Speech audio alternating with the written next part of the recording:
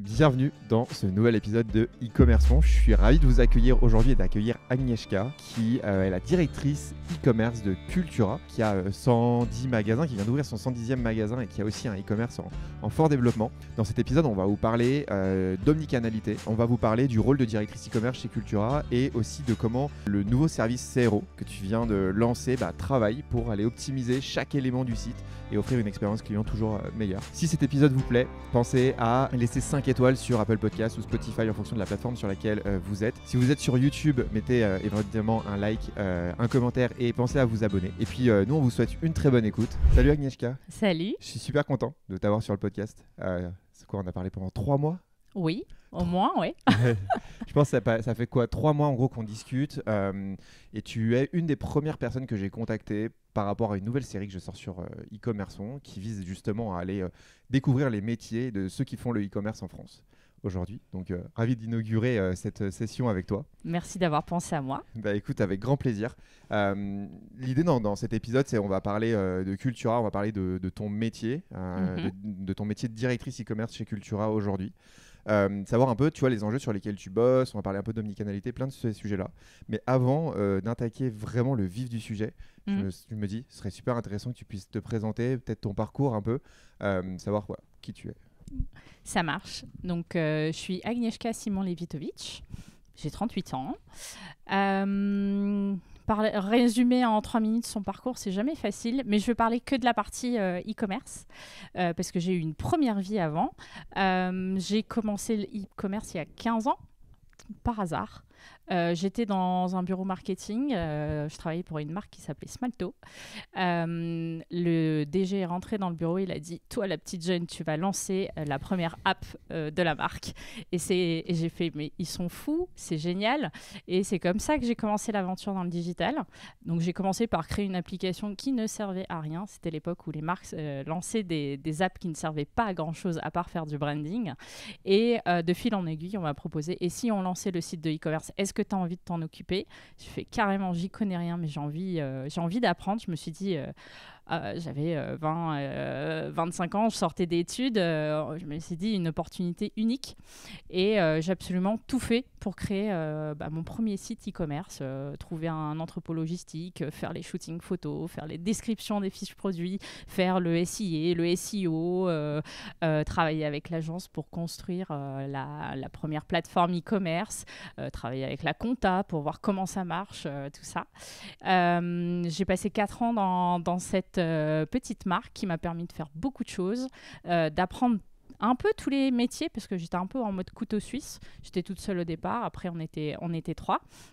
Et au bout de 4 ans, j'avais besoin de grandir. J'ai rejoint Hugo Boss. Je suis partie en Suisse. J'ai rejoint les équipes e-commerce Europe de Hugo Boss. Et là, j'étais en charge de la coordination pour que tous les sites européens, vu qu'on avait un site par pays, on couvrait 12 pays à l'époque, soient en cohérence avec ce qui se passe sur le marché local. Donc, que les soldes soient lancés au bon moment en fonction des pays. On avait des collections, je sais pas, capsules, par exemple, Oktoberfest, qu'on vendait que sur le marché allemand et autrichien, etc. Donc, je travaillais avec tous les bureaux locaux de retail pour coordonner que ce qu'on présente, ce soit en accord avec ce qui se passe dans les magasins. Donc, et là, tu vois que j'étais déjà dans l'omnicanalité. On y viendra, je ferai un petit peu plus tard. Mais pour créer cette cohérence, j'ai travaillé pendant 2 ans chez Hugo Boss en Suisse. Et je suis revenue à Paris où j'ai pris ma première direction e-commerce chez Habitat, où je gérais les marchés français, allemand, espagnol. Et également, j'accompagnais tous nos franchisés sur le développement de leur site à l'international. On a lancé un site belge, on a lancé un site thaïlandais, qatari, etc. Et après, j'ai eu la chance d'être contactée par un cabinet de recrutement qui m'a parlé de Cultura. Moi, j'habitais à Paris, je ne connaissais pas. Et c'est comme ça que j'ai déménagé à Bordeaux pour prendre la direction de Cultura parce que j'ai trouvé que c'était une super aventure. Ben ouais, et en plus là on est dans les bureaux du coup de Cultura pour pouvoir enregistrer. Merci du coup de ouf pour l'accueil. C'est un parcours de quand même assez dingue parce que quand tu commences à 25 ans le e-commerce, est-ce que genre tu te doutes de ce que ça peut devenir dans les années suivantes. Et surtout, j'imagine que le taf que tu faisais il y a 15 ans en e-commerce, aujourd'hui, mais n'a absolument rien à voir avec ce que c'est aujourd'hui, quoi. Alors déjà, c'était hyper simple. Quand j'ai commencé, c'était beaucoup plus simple, accessible, il y avait moins d'experts, mais ça commençait à se structurer. Il y avait la première bulle Internet qui avait éclaté, etc. Donc ça commençait, on commençait à parler d'omnicanalité. Je sentais qu'il y avait un truc avec cette histoire de parcours d'omnicanalité qui m'attirait à ce moment-là, mais je pensais clairement pas être là où j'en suis aujourd'hui, dans la complexité et la magie des parcours qu'on a aujourd'hui. Mais parmi un peu les boîtes là, que tu as citées, je pense que la plupart de nos auditeurs, de nos auditrices connaissent ces boîtes-là. Euh, Peut-être ce serait bien sur Cultura, vu que ça va être quand même un des focus qu'on va avoir certainement dans le reste de notre conversation, peut-être de refaire un topo sur ce qu'est Cultura, Bien sûr. en fait, tout simplement ce qu'est la marque et ce qu'est le e-commerce de Cultura dans cette marque. Alors, Cultura, créé en 98, comme Google. On a une histoire un petit peu différente, mais j'aime bien cette anecdote. Ça a été créé donc dans la région bordelaise, d'où le fait que nos bureaux soient toujours dans la région bordelaise, à Mérignac. On est une marque de retail qui a une très belle mission, qui est faire vivre et aimer la culture au plus grand nombre. Moi, je trouve déjà, rien que la promesse, elle est top. Donc, on propose tous les produits, services, expériences autour de la culture dans 110 magasins en France aujourd'hui. Donc, la marque a bien grandi, principalement, uniquement sur le marché français d'ailleurs. Et que dire de plus? Et là-dedans, dans quoi Cultura.com, c'est quoi? C'est une vitrine, un magasin, un relais de cette belle expérience. Ok. Donc, tu dis 110 magasins, donc grosso modo, toutes les villes de France quasiment ont leur Cultura, ou tu as vraiment une concentration géographique historique à Bordeaux, probablement, j'imagine, Paris. Comment c'est structuré à ce niveau-là? Presque partout en France. Il y a encore quelques zones. Je sais que tu es nantais. On n'a pas encore de magasin à Nantes. On espère un jour. Mais sinon, un peu partout en France, on commence à avoir un très beau maillage du territoire. Historiquement, c'était beaucoup le sud de la France. Et après, la région parisienne, il y a une quinzaine de magasins en région parisienne aujourd'hui. Est-ce que tu as une idée un peu de l'histoire de Cultura avec le e-commerce? Comment ça commence? Est-ce que à nouveau c'est une histoire où tu as le directeur général qui arrive dans un bureau et qui dit hey, toi la jeune, tu vas lancer le e-commerce pour Cultura? Ou est-ce que c'est vraiment quelque chose qui est ancré finalement depuis assez tôt dans l'expérience? Je suis assez curieux de voir comment ils ont lancé ça, enfin comment ils ont lancé le e-commerce. Je t'explique un peu pourquoi, parce que j'ai l'impression, un peu des boîtes avec qui j'ai parlé, que souvent le e-commerce c'était quelque chose qui a été, en tout cas pour beaucoup de retailers, un canal sur lequel ils ont presque été forcés d'aller. Ils ont peut-être été un peu moins acteurs de ça au départ en se disant oh, ce sera secondaire, aujourd'hui le business se fait en boutique et le e-commerce c'est tout petit, ça ne nous intéresse pas vraiment. Voilà. Et du coup, je veux savoir un peu quelle a été la vision et la politique de Cultura là-dedans, si tu la connais d'ailleurs. Alors, j'étais pas là, donc je le raconterai pas aussi bien que ceux qui étaient présents, mais j'ai la chance de travailler aujourd'hui avec des gens qui étaient déjà là au moment de la création du site en 2005, du premier site e-commerce où ils étaient, je crois, 3 dans un bureau. On avait réquisitionné le stock d'un magasin qui a déménagé depuis en région bordelaise qui servait d'entrepôt, comme souvent dans les marques de retail où on prend le flagship, le plus gros magasin qui sert d'entrepôt et on commence à expédier des commandes avec toute la problématique.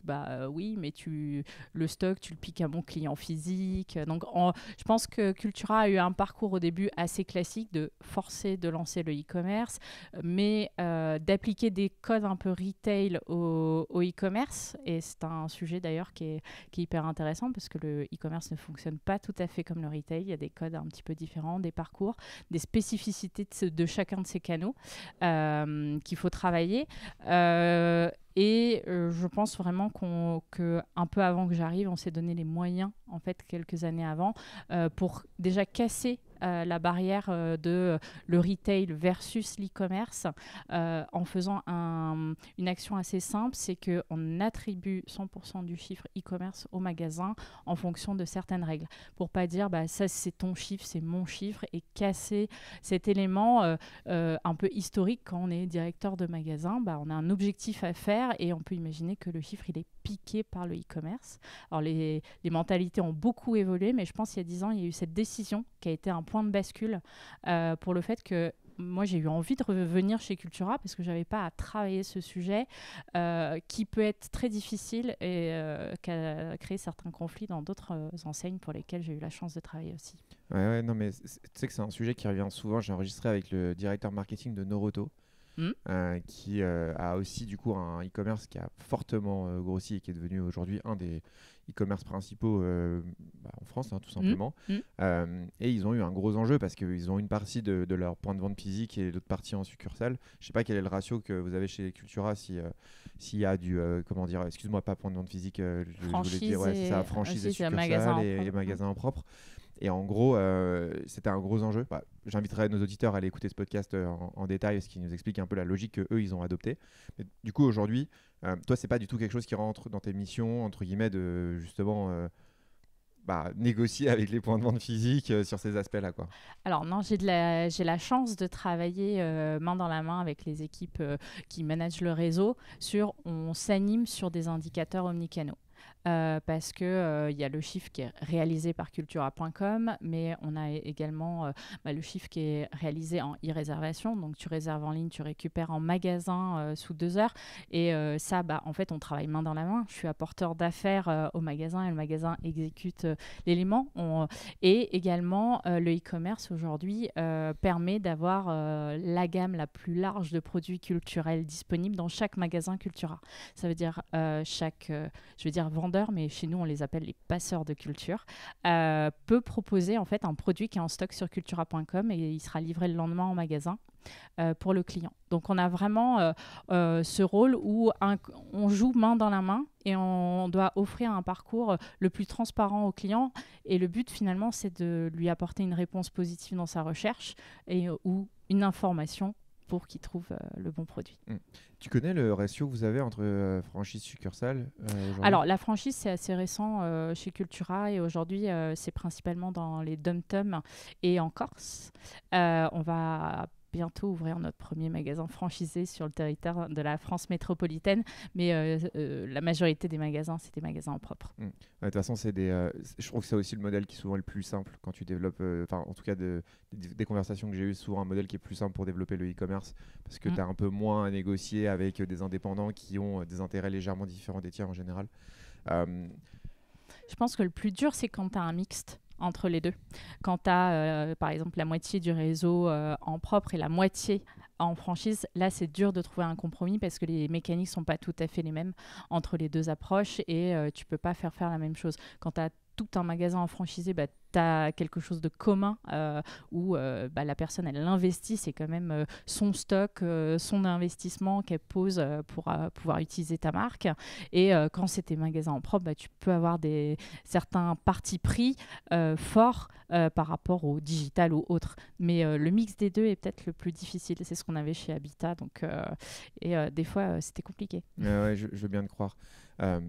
Aujourd'hui, c'est quoi le rôle d'une directrice e-commerce chez Cultura ? C'est quoi le rôle ? Développer le chiffre digital de Cultura, mais que ce soit sur le site ou en magasin, parce que je t'ai déjà parlé de pas mal de parcours croisés qu'on proposait. Donc, c'est mettre tout ça en cohérence et de nous faire croître pour soit gagner des parts de marché, soit garder nos parts de marché selon les secteurs, parce qu'on a une gamme de produits extrêmement large. Donc, aujourd'hui, c'est ça mon métier. Et je le fais aujourd'hui... j'ai sous ma responsabilité directement la partie trafic, donc comment on fait venir les gens sur le site. Ensuite, la partie e-merchandising, comment on organise le site, comment on met les produits en avant, et comment on optimise le site avec la partie CRO. Et je collabore aussi avec plein d'équipes qui ne sont pas directement rattachées à moi, mais bien sûr toutes les équipes SI et toutes les équipes logistique et les équipes SRC, qui sont vraiment mes 3 piliers qui permettent d'offrir la meilleure expérience client qu'on peut avoir. Pour avoir une idée, aujourd'hui, ça représente combien de personnes l'équipe e-commerce chez toi? 40 personnes. Donc c'est quand même le plus gros pôle de ces 40 personnes.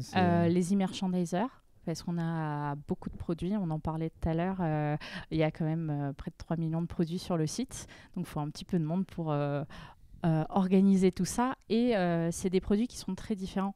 C'est pas du tout pareil de vendre un livre que de vendre un piano ou de vendre un produit de loisirs créatifs. Quand on a préparé le podcast ensemble, on a déjà un peu abordé le sujet de l'omnicanalité. Toi, je sais que c'est du coup de par tes expériences précédentes et ce que tu nous as déjà partagé depuis le début du podcast, c'est vraiment un peu ton dada. Et puis un des trucs sur lesquels tu es objectivé en fait dans ton rôle de directrice e-commerce. Tout à fait. Ce que j'aimerais comprendre, c'est quoi le e-commerce, c'est quoi l'omnicanalité chez Cultura? Et est-ce que vous avez défini, au-delà de dire ça fait du business pour les magasins, est-ce que vous avez défini un peu les différents piliers sur lesquels vous devez progresser et du coup, qui sont les piliers que tu vois, entre guillemets, les KPIs un peu que tu suis pour dire mon omnicanalité, elle progresse ou elle se maintient d'ailleurs? Oui. Alors, il y a beaucoup de questions. Ouais. Déjà, qu'est-ce que l'omnicanalité chez Cultura? Comment vous le définissez, l'omnicanalité chez Cultura? Alors moi, il y a une définition que j'aime bien, qui est offrir une expérience sous l'enseigne Cultura la plus immersive et cohérente entre les canaux. On parle souvent de sans couture, ça, je pense un abus de langage ou un enjeu de marketing, mais parce qu'on n'offrira jamais la même expérience entre le magasin et le site en ligne, mais c'est bien la complémentarité entre des clients différents, des moments différents, parce qu'on n'achète pas forcément au même moment, et comment tout ça, on reconnaît que c'est Cultura. C'est quoi du coup les éléments concrets que tu mets en place sur la partie e-commerce pour faire de l'omnicanalité? Est-ce que c'est juste, entre guillemets, du click and collect, ou ça va beaucoup plus loin que ça et tu joues sur plus d'aspects que ça? On essaye d'aller un tout petit peu plus loin. Donc, bien sûr, on propose de la livraison en magasin des commandes. On propose 2 choses. Il y a la livraison des commandes en magasin qui sont préparées dans l'entrepôt e-commerce, donc dans le plus grand stock disponible. Mais il y a également la partie e-réservation, donc tu réserves directement sur le stock du magasin. Mais ça, finalement, c'est quand on est déjà le plus proche de l'achat. Le rôle de Cultura.com, c'est aussi rendre visible toute l'offre qu'on propose de manière omnicanale. Donc, pouvoir choisir le magasin, ton magasin préféré pour filtrer sur le stock du magasin, que sur la page, dès la page liste, en fait, tu puisses voir quel produit est disponible dans ton magasin ou pas, parce que tous les magasins n'ont pas la même taille chez Cultura et aucun magasin Cultura autre que le e-commerce stocke autant de produits que ce qu'on est en capacité de stocker. Donc, chaque magasin a sa spécificité et ce qu'il a de référencé et de disponible à l'instant même, et pouvoir filtrer en fonction de ça et d'adapter ton parcours en fonction de ça. Donc ça, je dirais, c'est finalement relativement classique, mais il faut qu'on le fasse le mieux possible. On n'est pas les plus avancés sur ces éléments-là, mais l'omnicanalité, ça va dans les 2 sens. C'est montrer sur le site de e-commerce tout ce qui est disponible pour pouvoir soit convertir directement, soit donner envie de venir. Donc, l'enjeu de l'omnicanalité, c'est pas que convertir sur Cultura.com, c'est aussi driver tous ces gens pour qu'ils viennent en magasin et qu'ils vivent aussi l'expérience en magasin. Et c'est pas que le click and collect. Il y a plein de gens qui vérifient si un produit est disponible. Les dernières stats que j'ai pu voir, c'est une personne sur 2 vérifie si le produit est disponible en magasin avant de s'y rendre pour pas y aller pour rien. Donc clairement, il y a vraiment ce rôle de faire venir le client. Et une fois qu'il est dans le magasin, déjà c'est super, il faut qu'il trouve le produit qu'il cherche.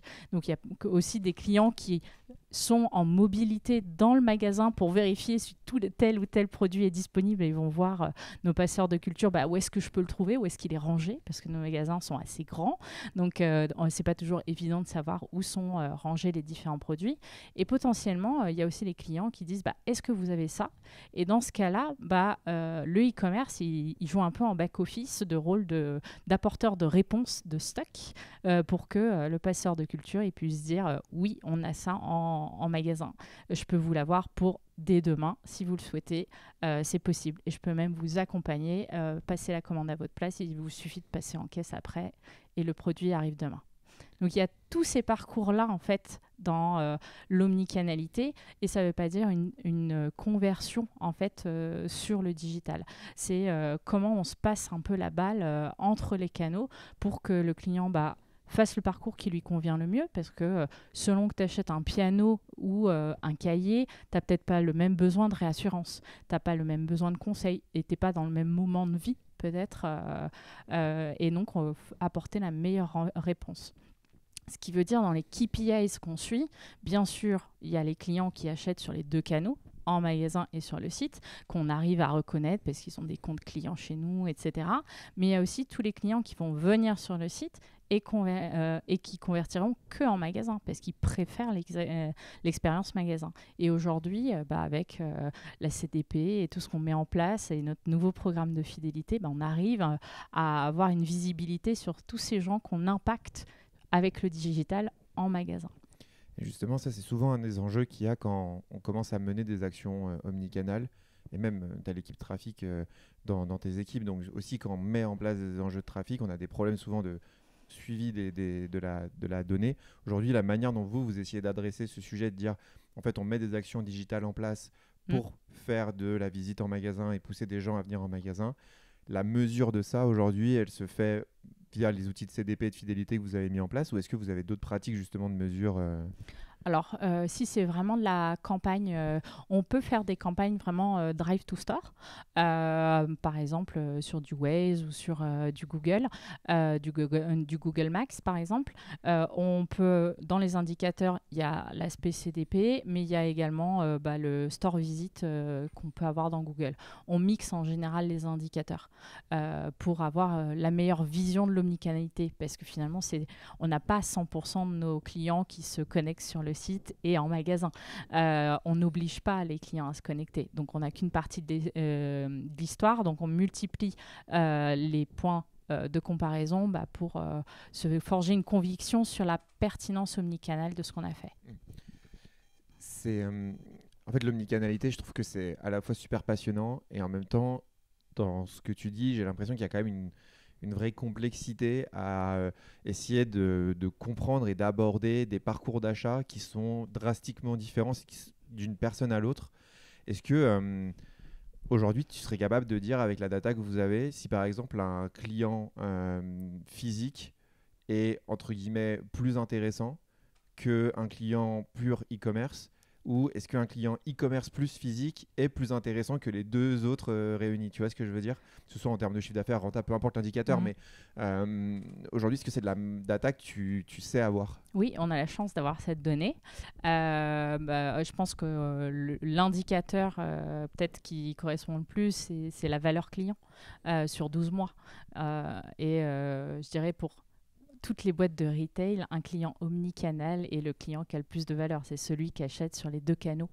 Mais on voit par exemple que même un client qui ne fait qu'acheter en magasin, mais qui vient sur le site avant préparer sa visite, il convertit, il a une fréquence plus élevée que celui qui ne fait que venir en magasin et qu'on n'arrive pas à capter sur le digital. Donc la complémentarité des canaux, clairement, c'est ce qui nous intéresse le plus. C'est pour ça qu'on met autant d'efforts pour offrir cette expérience omnicanale. C'est qu'on voit, c'est les clients qui viennent et reviennent le plus et on a un enjeu de fréquentation.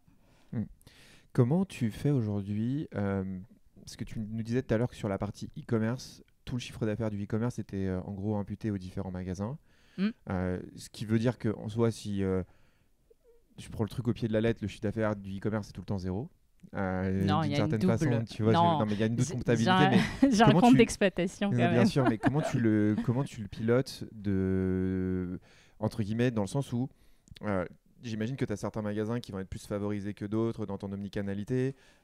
Comment tu le joues pour que tout le monde soit aussi t'aies un certain équilibre en fonction de tes différents magasins? Est-ce qu'il y a un sujet autour de ça ou pas du tout? Non, je pense qu'il y a. Alors, il n'y a pas vraiment de sujet dans le sens où il y a une partie du chiffre et elle est dans leurs mains. Dans le chiffre qui leur a attribué, il y a 30%, c'est du chiffre où ils ont une action à faire. Soit je dois préparer la commande, soit je dois faire la vente parce que je vais proposer un produit que je n'ai pas en magasin.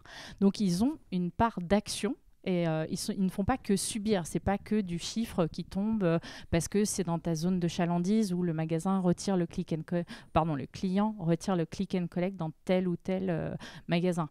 Donc ils peuvent agir dessus, ils voient l'intérêt mais on voit des taux, par exemple, plus le magasin est petit, plus, par exemple, sa part de CA digital va être importante parce qu'il a moins de produits en stock.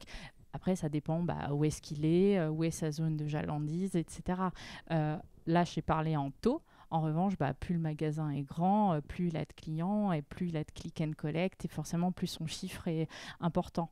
Mais ce qui me permet de poser un point hyper important, c'est que finalement, le premier levier de visibilité du e-commerce, c'est le magasin. Nous, on voit clairement que dès qu'on ouvre un magasin, et on continue à en ouvrir tous les ans, d'ailleurs on a ouvert le 110e la semaine dernière, donc pour te dire, ça continue, on voit que dans cette zone de chalandise, tout à coup on a plus de commandes e-commerce. Donc il y a vraiment le travail de la notoriété, il passe aussi par l'implantation physique, et on est vraiment dans un travail main dans la main. Et j'ai vu une vraie évolution ces 6 dernières années. Il y a eu un petit truc qui s'appelle le Covid qui a, je pense, accéléré les mécaniques sur que le e-commerce ramène du trafic, ramène du client. Et il y a quand même toujours eu chez Cultura la volonté de très bien traiter tous les clients. Donc tout ça fait que je trouve que les magasins ne sont pas un challenge, même si peut-être qu'il y en a un ou deux qui diraient le contraire, mais c'est pas quelque chose qui remonte fortement aujourd'hui. Ok. Non, en vrai, j'ai l'impression qu'elle est hyper saine, l'approche que vous avez de l'omnicanalité, et qu'elle est vraiment intégrée dans tout le parcours, et que, entre guillemets, en tout cas de l'échange qu'on a ensemble, la plupart des points de friction qui sont souvent limitants au développement des deux canaux ont été levés très tôt, comme tu l'as dit. Et ça permet aujourd'hui entre guillemets, de nager dans une piscine qui ne propose pas de remous et qui nous permet vraiment d'être alignés sur tous les objectifs. Est-ce que tu ressens aujourd'hui que la partie omnicanal la partie e-commerce peut apporter encore plus? Et quels sont un peu les projets sur lesquels vous travaillez aujourd'hui pour aller encore plus loin sur l'omnicanalité? Ou est-ce que tu as l'impression que vous avez fait grosso modo une grosse partie du travail finalement, et il y aura de l'incrémental léger à apporter parce qu'il y a toujours des choses à modifier, mais avec votre setup actuel, vous avez globalement traité la plupart des points, quoi. Alors non, ce serait prétentieux de dire qu'on a traité tous les points. Je pense qu'on les a jamais complètement traités puisque tout évolue en permanence, en continu. Il y a toujours des nouvelles choses, des nouveaux challenges. Alors, est-ce que c'est pas tout à fait dans l'omnicanalité, mais c'est dans l'évolution des parcours. On a lancé notre marketplace il y a un peu plus d'1 an, ce qui crée des parcours complémentaires et de la complexité supplémentaire. Et aujourd'hui, on a une approche de la marketplace assez classique où elle est disponible que sur cultura.com, et on se pose la question comment on pourrait rendre ça mieux. Est-ce que demain on pourrait livrer des commandes marketplace en magasin, des choses comme ça? Mais ça, on est vraiment au stade de la réflexion parce que on n'a qu'1 an d'ancienneté sur la partie marketplace. On est encore en train d'apprendre, mais ce qui pose quand même le sujet que les prochains challenges ils sont devant nous parce que les parcours vont continuer à s'enrichir et se complexifier.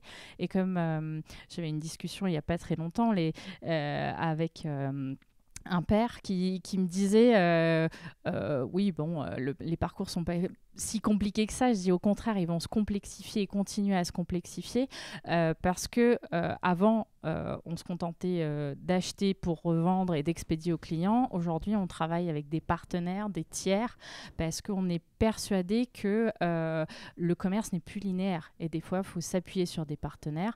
Un partenaire, ça peut être un revendeur marketplace. Ça peut être... on a un partenaire pour toute la partie livre d'occasion aujourd'hui pour la reprise éditrices de livres d'occasion, ça peut être plein d'autres partenaires qui vont nous permettre d'enrichir en fait cet écosystème, qui nous permettent d'offrir une expérience complète. Nous, notre but, c'est que tu aies la meilleure expérience quand tu veux apprendre un instrument de musique ou quand tu veux un conseil de lecture. Et pour ça, il y a ce qui est notre cœur de métier, notre expertise et tous les services ou produits qu'on va pouvoir proposer en plus pour que l'expérience soit complète, mais via des partenaires. Donc, j'ai envie de dire, ça va continuer à se complexifier, tous ces parcours. Et on pourra aller encore plus loin parce qu'on on fait beaucoup de tests chez Cultura. Ça, c'est vraiment super. Il y a une vraie énergie, effervescence permanente de nouvelles idées qui bouillonnent dans tous les sens, mais qui fait que des fois, on va faire un site à côté du site cultura.com pour tester un concept et le plus dur, ça va être de réintégrer quelque chose qu'on a fait en standalone à côté à l'intérieur d'un site qui aujourd'hui commence à être riche, dense, complexe, avec énormément de parcours disponibles. Et justement, je trouve que la transition est toute trouvée sur le deuxième sujet qu'on voulait aborder ensemble, parce que tu as dans tes équipes aussi la partie CRO. Oui. Et puis c'est marrant, du coup, quand on déjeunait ensemble ce midi, je t'ai montré un peu la refonte que je suis en train de faire sur mon site. Et tout de suite, tu m'as dit, ouais, mais comment tu as testé ça? Comment tu as mis ça en place? Comment tu as structuré les choses pour te dire, et surtout, tu m'as sorti ce chiffre, c'est ça que je ne l'avais pas en tête, de se dire finalement 70% des modifications qu'on fait sur un site sont au moins sans impact, si ce n'est négative sur l'impact de la conversion ou du chiffre d'affaires. Comment tu vois aujourd'hui le CRO chez Cultura? Est-ce que je sais que c'est quand même un dada aussi pour toi, je pense. Oui. Alors, nous, le CRO, déjà, c'est relativement récent en termes d'équipe dans l'équipe e-commerce, parce que ça fait 18 mois. Je l'ai pas construite toute seule. Je l'ai co-construite avec la responsable du CRO qui s'appelle Caroline, que je salue. On a imaginé en fait comment on devait construire ce pôle, sachant qu'avant de lancer ce pôle, on avait déjà des personnes qui travaillaient sur la partie A/B test. Mais c'était à cheval entre la partie créa, la partie UX et quelqu'un côté Immerge quand il avait un peu le temps qui gérait le sujet. Et on a demandé à une boîte externe, en fait, faites-nous une analyse du tunnel et aidez-nous à imaginer ce que pourrait être un pôle CRO pour nous. Donc, ils nous ont fait une analyse CRO pour améliorer la conversion du tunnel, etc., avec des idées d'A/B test, en fait, à mettre en place. Et avec ce groupe de travail, en fait, qui s'est imaginé, on a vu, en fait, ce dont on avait vraiment besoin pour accélérer sur la partie A/B test. Des A/B tests, on en avait peut-être 2 ou 3 tous les 3 mois qui sortaient avant, vu que c'était la mission plus. Et moi, j'avais une volonté, je disais aux équipes, il faut au moins un A/B test par type de page qui tourne en permanence en fait. On doit en permanence remettre en cause ce qu'on fait pour le faire mieux parce que le monde autour de nous il bouge très vite, nos clients, les consommateurs évoluent dans leurs habitudes d'achat et on doit bouger avec eux et finalement nos ressentis, nos convictions personnelles ne sont pas toujours les meilleures. Basons-nous sur la data et la data c'est l'A/B test. Donc c'est comme ça qu'on est arrivé à cette organisation où on a un chef de projet A/B test qui travaille avec les équipes UX. On a une personne 2 jours par semaine qui travaille pour faire les designs, les maquettes pour la partie A/B test. On a un développeur dédié à l'outil d'A/B test. On travaille avec Caméléon aujourd'hui. Et on a une web analyste également à mi-temps qui fait toutes les analyses, donc aussi bien de l'exploratoire que de l'analyse post-A/B test. Donc si je te dresse un peu un cycle traditionnel, c'est d'abord on fait des analyses, on voit où sont les points de friction, on pose des hypothèses. Une fois qu'on a posé les hypothèses, on fait les maquettes, on lance les A/B tests, on analyse les A/B tests, soit ils sont neutres ou négatifs et on remet une pièce dans la machine pour essayer autre chose, soit ils sont positifs, là on les déploie à 100% et on les met dans la roadmap de backlog du SI en tant qu'évolution qui en plus on sait combien va nous rapporter derrière. Ouais, donc en fait tu es capable de backer chacune des modifications que tu demandes à tes équipes info, à la partie développeur avec, ok, bon là on a plus 10% sur le taux de conversion, plus 5% sur le taux de conversion, etc. Alors toutes non, parce qu'il y a des fonctionnalités qu'on ne peut pas A/B testé. Tout n'est pas A/B testable, mais tout ce qui peut être A/B testé, oui, a des chiffres à la clé, et c'est comme ça qu'on va négocier la place dans la priorisation de la backlog. Est-ce que tu as des idées en tête de choses que vous avez testées dernièrement, par exemple? On teste plein de choses en permanence, mais un A/B test qui a été, je pense, assez marquant. Alors, j'en ai deux en tête, mais vu qu'on parlait d'omnicanalité, je vais... Donc, on fait des A/B tests pour améliorer la conversion Cultura.com, mais aussi, par exemple, le volume d'Iresa ou de nombre de personnes qui choisissent leur magasin préféré pour leur offrir une meilleure expérience. Et par exemple, on a fait un A/B test pour valoriser en fait la case de sélection pour t'encourager à choisir ton magasin à proximité pour qu'on puisse filtrer les pages listes sur ton stock à côté de chez toi, pour que tu aies le choix soit d'aller dans le magasin et de ne pas être déçu sur tiens, je l'ai vu sur le site mais vous ne l'avez pas sur le magasin. Donc vraiment ces éléments-là. Et ça, on a eu vraiment une augmentation, je crois, de 10% de personnes qui indiquaient en fait le magasin à proximité en le testant sur une encoche en haut de la page liste. Et un autre A/B test qu'on a fait récemment, c'est on a deux boutons côte à côte sur la fiche produit, qui n'étaient pas historiquement, ils étaient côte à côte, le bouton d'ajout au panier et le bouton de e-réservation. Parce que c'est pas le même parcours aujourd'hui. Quand tu e-réserves, tu payes pas. En fait, le parcours est gratuit aujourd'hui chez Cultura. Et on a fait un truc tout bête. On a mis le bouton l'un en dessous de l'autre, comme c'est le cas sur mobile. Et on a rajouté des informations de réassurance sur la partie livraison pour te rassurer que si tu peux te faire livrer chez toi, dans un point relais, en magasin, etc. Et avec le détail, la spécificité de ces éléments-là. Et ce qu'on a vu, on a amélioré notre taux d'ajout panier. Apparemment, c'est plus clair, même quand sur Desk, on met l'un en dessous de l'autre. Et surtout, on a augmenté de 40% le taux d'e-réservation, donc de trafic qui vient en magasin, et ça c'est génial. Et moi je suis très contente que les gens finalement ils aient trouvé l'expérience plus claire juste en changeant le positionnement du bouton. C'est ouf parce que tu te dis c'est vraiment genre le même bouton à peu près au même endroit, mais le fait qu'il soit l'un sous l'autre, tu as plus 40% d'e-réservation par rapport à avant, et ça s'aligne 100% avec ce que tu nous expliquais sur l'omnicanalité, où le e-commerce est au service des magasins et va chercher à justement délivrer aussi potentiellement des gens qui vont venir en magasin, découvrir le point de vente, etc. quoi. Oui, mais comme quoi le sens de lecture et des fois la sensibilité, où est le bouton par rapport à toutes les tailles d'écran, c'est pour ça, basons-nous sur la data, parce que des fois des petites choses peuvent changer beaucoup dans l'expérience du client. Ouais, et puis je crois qu'il y a un sujet qu'on a tendance à souvent oublier quand on est en e-commerce en général, que je pense quand on a des boutiques physiques, on s'en rend un peu plus compte, mais c'est qu'en fait il y a des vrais gens qui cliquent derrière des boutons. Oui. Non mais tu vois ce que je veux dire, c'est quand même c'est une réalité, c'est-à-dire que moi parfois je le vois aussi, je suis sur Google Ads toute la journée quasiment, moi je vois des clics, des taux de conversion, des ROAS et des trucs comme ça, et tu te dis wow, c'est bon, ça va dans le bon sens, ça va vers le haut, vers le bas. Mais en fait, derrière tous ces chiffres-là, il y a des femmes, des hommes qui cliquent, qui achètent, tu vois, qui ont un parcours d'achat. Tout à fait.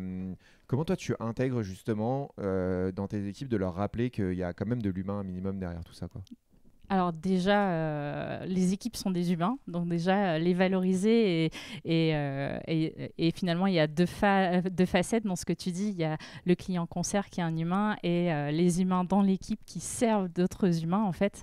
Donc c'est se rappeler que on est tous potentiellement des clients.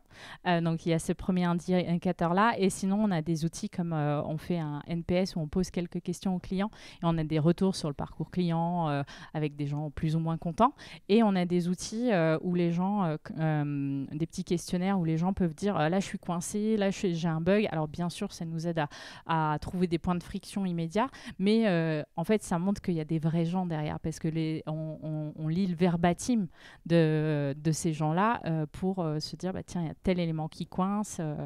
Donc moi j'aime bien me faire des sessions une fois par semaine où je lis les verbatim de ce qu'on appelle le barreau web, qui est le NPS de nos clients, et pour voir c'est quoi les grandes tendances qui se dégagent, qu'est-ce que les gens nous remontent de bien et surtout de pas bien, qu'est-ce qu'on doit améliorer pour me reconnecter à ces gens-là. Et moi, j'encourage énormément les équipes à aller dans les magasins, à voir nos clients, à être des clients.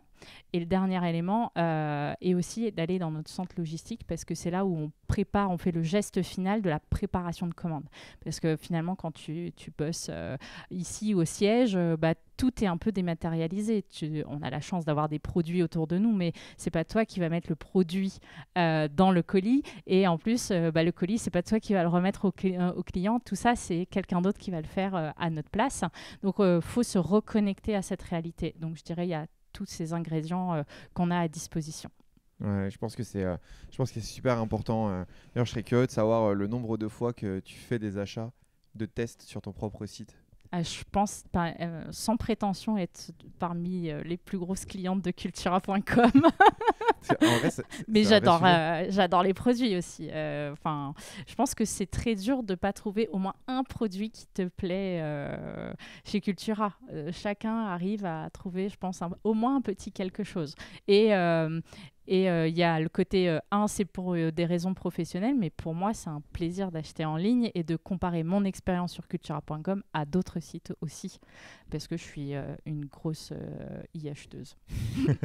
Mais en vrai, tu vois, je trouve que c'est un sujet qui est super important. Et je le vois, moi, avec certains de mes clients qui n'ont pas passé commande sur leur propre site, juste ne serait-ce que pour tester, depuis genre 6 mois, tu vois. Est-ce que tu sais ce qui est en train de se passer quand les gens ils achètent sur ton site tous les jours? Est-ce que là, ça fait 6 mois que tu l'as pas fait? Tiens, va faire un petit achat sur ton site. Est-ce que ça s'est bien passé pour toi? T'as pas trouvé des points de friction? Ça t'a pas énervé d'avoir à cliquer sur créer un compte et inventer un mot de passe sorti de nulle part pour acheter, je sais pas moi, une feuille de papier ou une ramette, tu vois? Et t'es en mode, ouais, c'est énervant. Est-ce qu'on peut pas faire quelque chose, tu vois, du coup? Même parfois sans aller avoir des équipes CRO en interne ultra capées avec des outils qui souvent d'ailleurs sont des outils qui ont un prix non négligeable et qui sont pas accessibles à tous les e-commerce. Eh bien, le fait d'avoir juste un peu d'expérience personnelle et de bon sens et de te dire, c'est vrai que c'est quand même pas si simple. Et ben ça, je trouve que déjà c'est le premier pas CRO que tu peux faire en fait. Il y a ça, et il y a un autre pas qui est hyper important, c'est de parler avec son service client. Et même d'aller au service client, voir quel mail, quelle réclamation, pourquoi les gens appellent. Moi, j'aime beaucoup demander aux filles, alors c'est un public très féminin, leur demander comment ça va, c'est quoi le point de friction des clients, qu'est-ce qui vous remonte, qu'est-ce qui les embête en ce moment, parce qu'on est une équipe en fait. Nous, on n'est pas juste là pour vendre, on veut que la vente, elle se passe bien et que le client, il revienne. Elles sont là pour trouver des solutions quand le client a un moment difficile ou juste pour lui donner une information sur sa commande, mais c'est une vraie source déjà c'est une mine d'or d'informations de comment va ton site, ce qui va pas pour les clients, est-ce que on est à un point critique ou plus ou moins critique, parce qu'il y a des périodes plus ou moins sensibles dans l'année, juste avant Noël, quand les cadeaux doivent être livrés, ils doivent être livrés avant Noël, pas après. Donc forcément, il y a des points de tension et des points d'attente assez différents, mais c'est, je pense, n'importe qui a un service client. Moi, j'encourage à même écouter les appels, lire un petit peu les mails. C'est une source d'informations très précieuse. Je crois qu'il y a la boîte Alan, je ne sais pas si tu connais, qui est une start-up qui propose des mutuelles pour les entreprises. Et ils ont instauré un truc où je crois que toutes leurs équipes marketing, peut-être sales aussi, mais je ne suis pas certain. En tout cas, une grosse partie de leurs équipes marketing produit doivent passer une journée par mois au service client, à répondre à des clients, à faire le service client. Et justement, en fait, l'intégrer là-dedans fait qu'ils arrivent à trouver plein de nouvelles idées pour optimiser l'expérience existante et potentiellement développer des nouveaux produits derrière et des nouvelles approches. Je trouvais la démarche super intéressante. Mais je l'ai fait en arrivant chez Cultura. J'ai eu la chance de passer une journée entière au service client, à écouter, où elles m'expliquaient aussi leur métier, comment ça se passait chez Cultura. D'ailleurs, ce qui m'a frappée, c'est on vend des produits avec un panier moyen qui est relativement faible.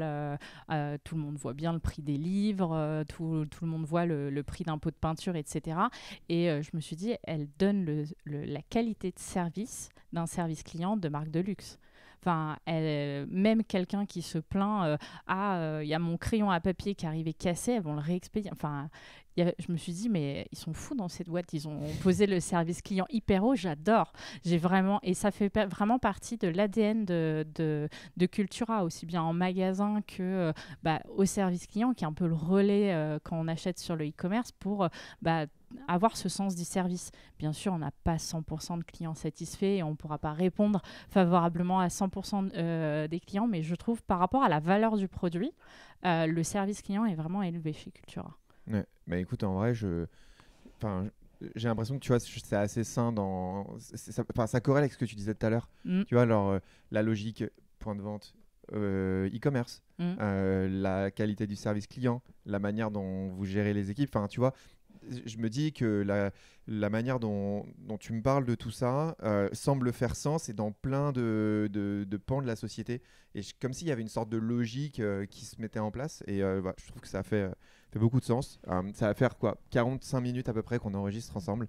Je te propose qu'on se dirige tranquillement vers la fin de notre épisode. Ça marche. J'avais une question qui est un petit peu difficile que je vais intégrer dorénavant dans ce nouveau format, qui est de dire, ok, là aujourd'hui tu as 6, presque 7 ans d'expérience chez Cultura. Oui. Qu'est-ce que tu aimerais dire à la Agnieszka qui arrive dans la société il y a 7 ans pour lui permettre de prendre des raccourcis et arriver plus vite à se rendre compte de certains sujets, peut-être qui étant un peu plus longs c'est effectivement une question très dure et finalement je trouve que notre cheminement, on est allé assez vite, sans prétention, on pourrait toujours aller plus vite, mais au contraire mon conseil c'est prends le temps de bien comprendre la spécificité du métier de chacun, passe du temps en magasin, passe du temps avec les équipes service client, les équipes logistiques, les équipes IT, enrichis-toi parce qu'il y a une chance chez Cultura, c'est qu'il y a des gens qui ont un bel historique. Il y a des gens qui ont plus de 20 ans de boîte ici. Donc, on a en fait vraiment l'ADN de la boîte qui existe toujours et qui est toujours là et avec des valeurs hyper présentes. Donc, j'ai eu la chance d'être très bien accompagnée quand je suis arrivée chez Cultura, mais vivre l'expérience à 300%. Et peut-être un conseil que je me donnerais, c'est d'être encore plus moi-même. Parce qu'au début, je venais d'une entreprise où c'était un petit peu moins accessible et finalement que les gens apprécieront encore plus la personne que je suis aujourd'hui que celle que j'étais quand je suis arrivée, je crois. Ok, écoute, magnifique. S'il y a des auditeurs, des auditrices qui souhaitent prendre contact avec toi, c'est quoi le meilleur moyen ? Sur LinkedIn. Ok, ça marche. Directement. J'essaierai de mettre ton profil du coup dans la description de cet épisode. Tout à fait. Écoute, merci beaucoup en tout cas pour ce partage d'informations ultra riches. Je crois que maintenant on a une bonne vision de comment vraiment penser son omnicanalité pour ses spécificités aussi, parce que vous avez vos spécificités, la manière dont vous êtes organisé, etc. Mais je pense que tu as partagé aussi vachement des fondamentaux en fait, de comment on pense son omnicanalité. Donc merci pour ça, et puis à bientôt dans un peut-être nouvel épisode sur un autre sujet. Avec plaisir, peut-être merci. Une expérience marketplace dans 2 ans de comment ça s'est passé ou de irriter le média. On verra bien. Ça marche, salut.